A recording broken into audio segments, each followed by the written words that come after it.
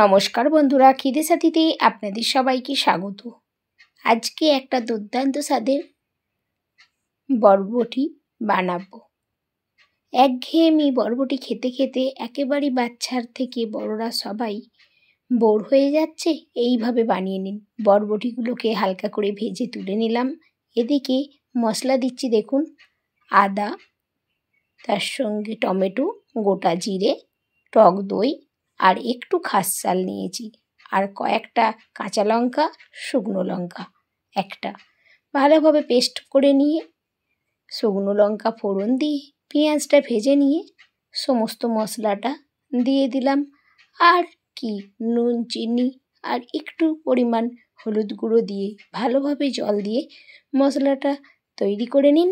করে নেওয়ার পর ভাজা বরবটিটাও দিয়ে দিন, দিয়ে ভালোভাবে নাড়াচাড়া করুন।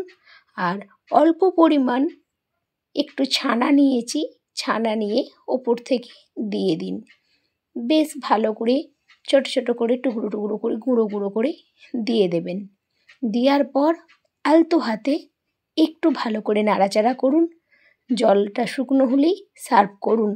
লুচি, পরোটা, তার সঙ্গে কচুরি বা পোলাও, সাদা ভাত অপূর্ব লাগবে। সবাই আঙুল চেটে খাবে।